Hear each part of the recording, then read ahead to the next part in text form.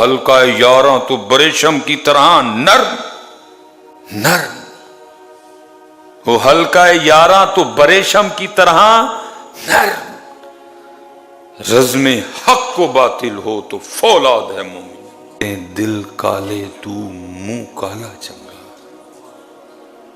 دل کالے تو منہ کالا بھی ہوئے، رنگ کالا بھی ہوئے تو کوئی نہیں۔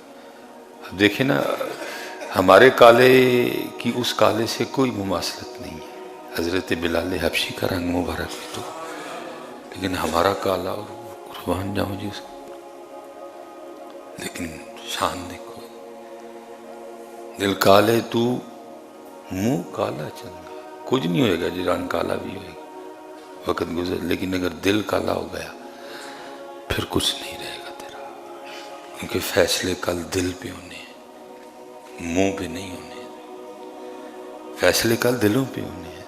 یوم لا ینفع مال ولا بنون، وہ پھر کیا ہے حضرت، پھر سارا دل سیاہ ہو جاتا ہے، مر جاتا ہے وہ دل حضرت۔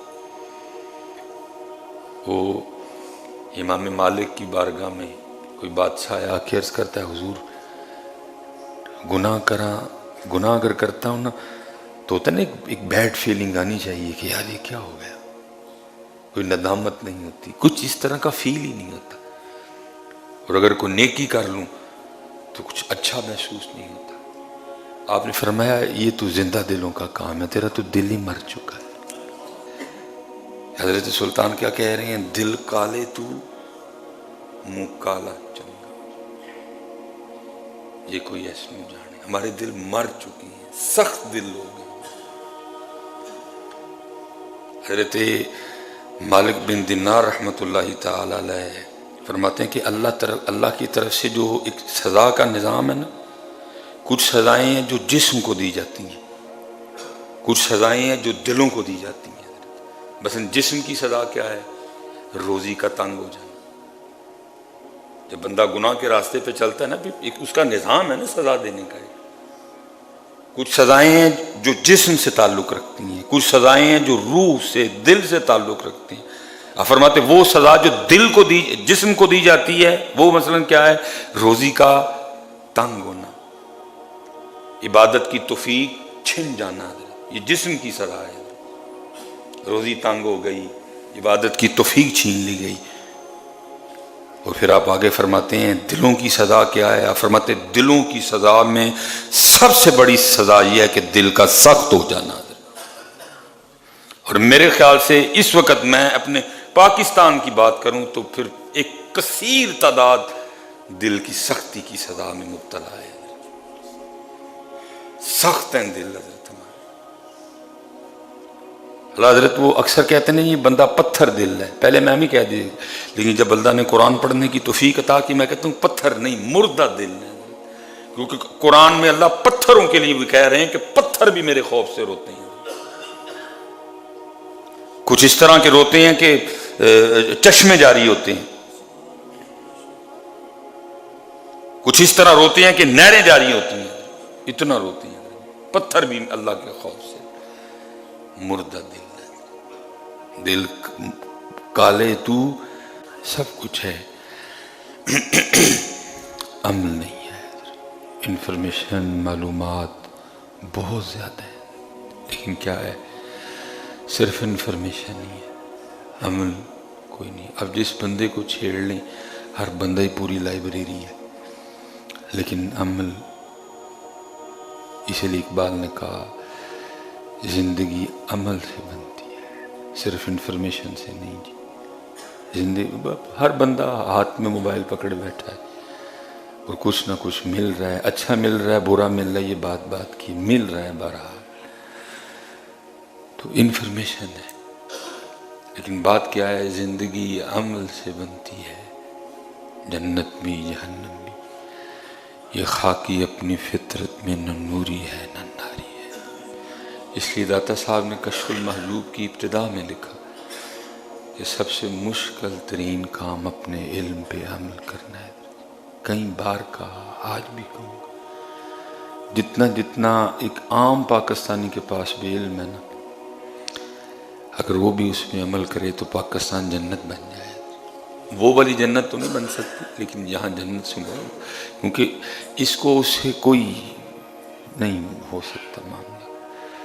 جنت سے مراد یہ ہے کہ امن و امان آئے، جتنا ایک عام پاکستانی کے پاس بھی علم ہے، لیکن مسئلہ کیا ہے کہ صرف علم ہے، عمل کوئی نہیں۔ عام سے عام پاکستانی کو بھی پتہ ہے کہ دھوکہ نہیں دینا، لیکن بس ہے کہ عمل نہیں ہے۔ عام سے عام پاکستانی کو بھی پتہ ہے کہ جی ذخیرہ اندوزی نہیں کرنی، لیکن عمل ملاوٹ نہیں کرنی، جھوٹ نہیں بولنا۔ بس پھر اس بے عملی نے کیا کیا، جہاں اور بڑے گل کھلائے، یہ بھی ہوا کہ اس بے عملی کی وجہ سے، ان گناہوں کی نحوست کی وجہ سے دل سخت ہو گیا۔ کیونکہ جب بندہ ایک گناہ کرتا ہے نا اور اس پہ توبہ نہیں کرتا، معافی نہیں مانگتا، تو دل پہ پھر ایک سیاہ رنگ کا داغ لگ جاتا ہے۔ اگر تو معافی مانگتا ہے، توبہ کرتا ہے، توبہ قبول ہو جاتی ہے، تو اس کو مٹا دیا جاتا ہے۔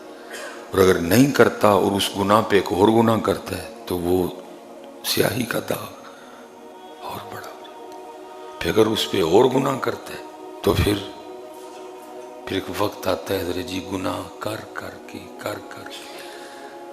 پھر پورے کا پورا دل سیاہ ہو جاتا ہے۔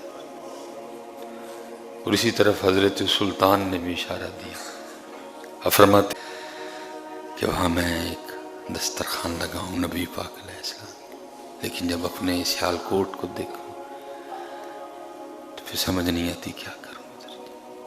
چلو بھائی، جس کو اللہ نے ادھر توفیق دی ہے، ہر کوئی اپنی اپنی کا جواب دے، لیکن یہ رمضان آنے لگا بیٹا، پہلے پلاننگ کرو رمضان شریف کی، اور اتھے لگاؤ،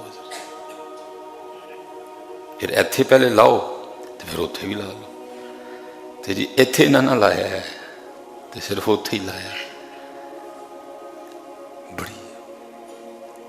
میں جی بڑا رویا، کہنے لگا میری بچی کا روزہ تھا، میں نے بچی کو یہ نہیں کہا کہ ہی بغیر بلائے آئیں، میں بچیوں کو یہ کہہ کے لایا ہوں کہ ان کو پتہ چلا تھا کہ میری بچی کا روزہ ہے، تو ان کا روزہ ساڑھے حل کھولی۔ میں نے اس کو یہ نہیں کہا کہ ہم بن بلائے مہمان ہیں، میں نے تو بچیوں کو یہ کہہ کے لایا ہوں کہ انہوں نے آپ کا روزہ کھلوایا۔ اور ایسے میرے سیالکوٹ میں کئی روزے دار ہیں، لیکن کیا ہے، دل سخت ہے، دل سخت ہے۔ اور ایک حدیث پاک کا مفہوم بھی ہے سامنے، بے شک لوگوں میں اللہ پاک سے زیادہ دور وہ شخص ہے جس کا دل سخت ہے، جس کا دل، صحابہ کے لیے بھی قرآن نے کہا رحماء بینہم، آپس میں رحم دل، محبت کرتے ہیں، رحماء بینہم۔ پھر اقبال نے بھی اس کو لکھا، اقبال کہتے ہیں ہو الٹو۔ ایک حدیث پاک ہے، کوئی شخص نبی پاک علیہ السلام کی بارگاہ میں آ کے عرض کی تھی محبوب دل بڑا سخت ہے۔ میں کہتا ہوں یہ نبی علیہ السلام کے زمانے مبارک کی برکت تھی کہ لوگ بتایا کرتے تھے آ کے، اب تو بتاتے کوئی نہیں ہے۔ ان تے جننے نے حضرت جی کسی دا کام نہیں چلتا پیا، کسی دے منڈا نہیں ہون ڈیا، کسی کل گھر اپنا نہیں، کسی نے نہیں مجھے آ کے کہا حضرت دل سخت ہے۔ میری بھی حضرت 39 سال پوری ہون لگی، 40 میں بھی آن لگا۔ یہ نبی علیہ السلام کی صحبت مبارکہ کی برکت تھی، صحابہ عرض کیا کرتے تھے آگے، یہ شخص نے آ کے عرض کی تھی محبوب دل بڑا سخت۔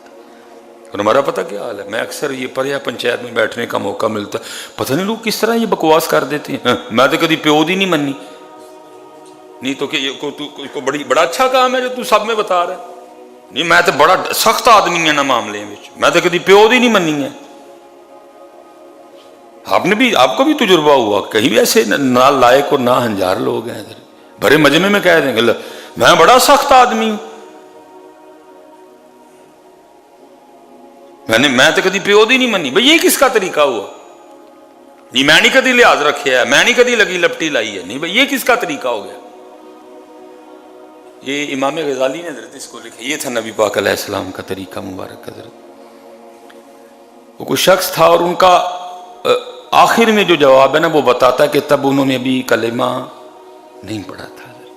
امام غزالی نے اس کو لکھا حضرت، لیکن نبی علیہ السلام سے محبت بڑی تھی حضرت. لیکن نبی کلمہ وہ ایک روحانی معاملہ تھا کہ جہاں کہیں کچھ عورتیں وغیرہ ہوتی نا تو یہ کھڑے ہو کے ان سے باتیں شروع کر دیتے. ایک دن نبی پاک علیہ السلام تشریف لے جا رہے تھے دراز گوش پہ، حضور تشریف لے، یہ کھڑے تھے. اب نبی پاک علیہ السلام تشریف لے، ان کو نا خود اچھا نہیں لگا کہ میں عورتوں میں کھڑا ہوں اور اللہ کے رسول علیہ السلام جلوہ گر ہو گئے. اب نبی علیہ السلام نے پوچھا بھی نہیں، خود ہی عرض کرتے ہیں میں عورتوں کے پاس اس لیے کھڑا تھا کہ میرا جو اونٹ ہے نا یہ بڑا سرکش ہے. میں ان کو کہہ رہا تھا کہ مجھے ایک رسی بنا دو کہ میں اپنے اونٹ کو نکیل ڈال دوں. نبی پاک علیہ السلام نے تبسم فرمایا اور آپ تشریف لے گئے.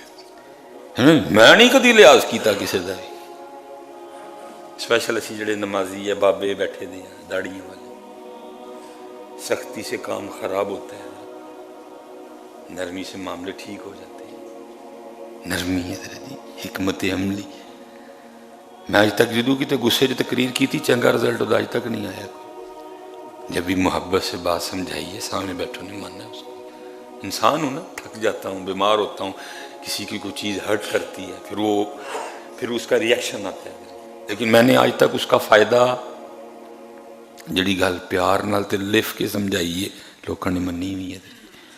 سختی نہ کوئی بھی نہیں منتا. آپ نے تبسم فرمایا چلے گئے. ایک دن نبی علیہ السلام کہیں تشریف لے جا رہے تھے، یہ پھر ان کو اللہ نے موقع دے دیا روح مبارکہ کی، روح انور کی زیارت کرنے کا. نبی علیہ السلام نے نا مسکرا کے پوچھا، فرمایا تیرے اونٹ دا کی حال ہے؟ اب یہ ان کو پتا ہے، یا نبی پاک علیہ السلام کو پتا، باقی کسی کو نہیں پتا کہ یہ اونٹ کا کیا معاملہ ہے. اب یہ تیسری بار جب ملاقات ہوئی اب یہ بات بتاتی ہے کہ تب وہ ایمان لا چکے تھے، کلمہ انہوں نے. اب ان کا نام کیا تھا امام غزالی نے نہیں لکھا. یہ ایک دن نا مسجد نبوی شریف میں حاضر تھے، صحابہ بھی تھے آئے. نبی علیہ السلام نے پھر فرمایا، آپ نے فرمایا تیرے اونٹ کا کیا ہے؟ تو روح سے کیا آگے سیرس کرتے ہیں، محبوب جس دن سے آپ کا کلمہ پڑھ لیا میرا اونٹ بھی ٹھیک ہو گیا.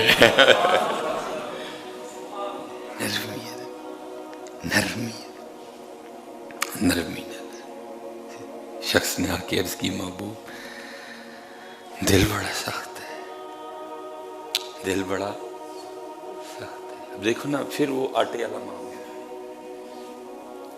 یہ کتنے نرم دل لوگ تھے ہمارے اسلاف.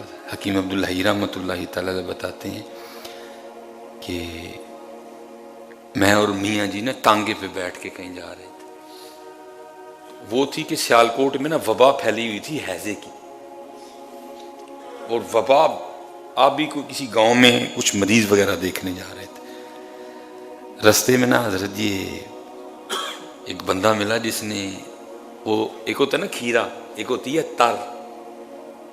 اب تو حضرت جی ہو نا زمانے کے انداز بدل گئے، کھانے بدل گئے ہیں جی، ڈیزرٹ آ گئے، چاکلیٹس آ گئیں. پہلے تو حضرت یہی تھے، سنگیاں بیلیاں نے بہ جانا کھیرے لے لینے، وہ جناب لون لا کے کھیرے ہی کھا چھڑنے، کے طرح کھا چھڑنی، کتنی کتنی بیٹھ کے وہ طرح کھانی. تو اب تو ختم ہو گیا یہ سارا کچھ، سارا کچھ آرٹیفیشل آ گیا. وہ بندہ نا ہیضے کی وبا اور انہیں کی لے لیں سادے بندے نے طرح. اب کون تر کھائے جی، ہیضے کی وبا پھیلی ہوئی ہے. تر تو عام نہ بھی ہیضے کی وبا پھیلی ہو تو اکثر صحت مند بندے کو لڑ جاتی ہے. اب وہ کیا ہے کہ پوری ریڑھی پہ نا بڑا افسردہ اور بڑا حکیم خادم علی رحمۃ اللہ تعالی علیہ نے کوچوان کو کہا کہ روک ریڑا. اس نے ریڑا روکا، وہ روک تانگا، اس نے تانگا روکا، آپ اترے، پوری ریڑھی خرید لی. اسے پوچھا کتنے کی ریڑھی ہے، اس نے پیسے بتائے، خرید لی پوری ہے. وہ ٹانگے پہ پیچھے رکھوائیں ساری طرح.